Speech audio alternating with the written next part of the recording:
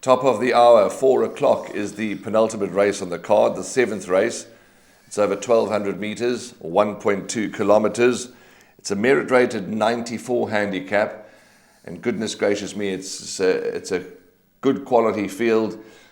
We're going to be set for a fantastic event. But comes with that is that it's very hard to predict the winner. Graham, very, very hard to find the winner of this race.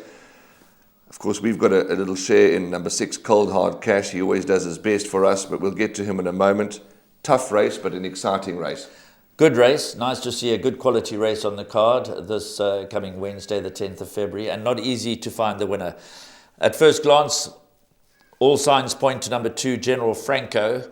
But again, that's a lot about his reputation. At one stage, he was the highest rated one-time winner in the country, had a massive rating, well into the hundreds. It's come all the way down to 86, but he raced off an 84 last time in a handicap, got beat, and they put him up another 2 pounds. But that was his first run after 6 months. He's been sidelined again since his run on the 18th of December. That's a little bit of a worry for me because I would have thought he would have found a race to follow up with in January.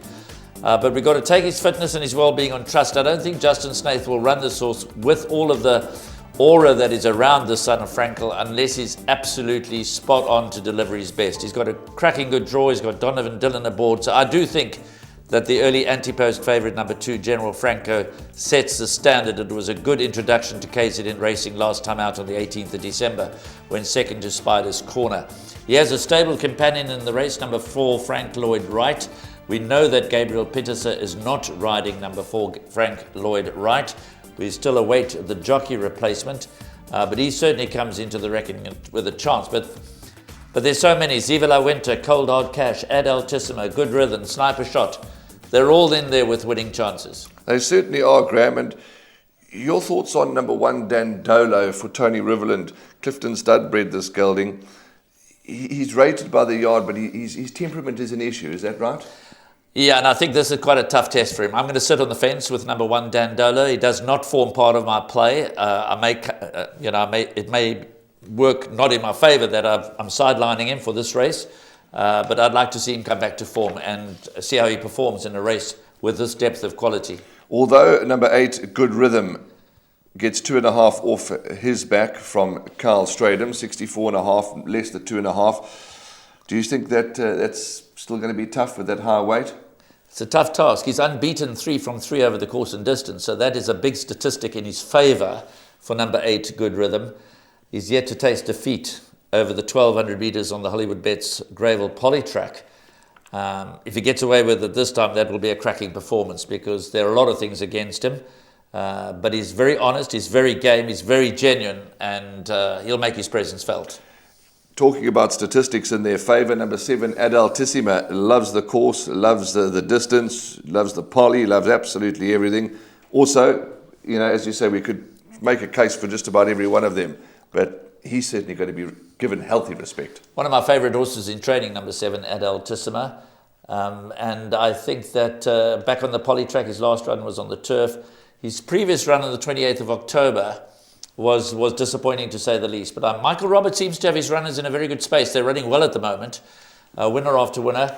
And I think Ad Altissima, he's got a job to do at the weights. He's got a job to do at the weights against some of his rivals here. But I think another that you cannot safely ignore. Well, there's one more that we haven't spoken about. Let's give him his time. That's Sniper Shot, who is making us wait for his next win, but he's won it in graded company before. Yes, and he has won on the polytrack as well. So he's coming back to form. He's threatening to win. And in a race where I think you need to go deep, if you're planning on trying to beat General Franco, then you have to include Paul Lafferty's runner, Sniper Shot. Well, there you have it from us. Not an easy race at all. Not easy. Let's hope by the time the horses get into the parade ring tomorrow or later on today when Graham and I will be taking you through the race meeting, we'll have a bit more information for you. But let's see how the race unfolds. Tough. If you're going to take your pick sixes and jackpots, etc., try and load up as much as you can because it is really an exciting race and a tough race. Naturally, I'll be hoping that Cold Hard Cash can win, but realistically, we give him more of a place chance than a winning one. That's race 7. Race 8 is up next. It's the last race on the card. We'll be back soon.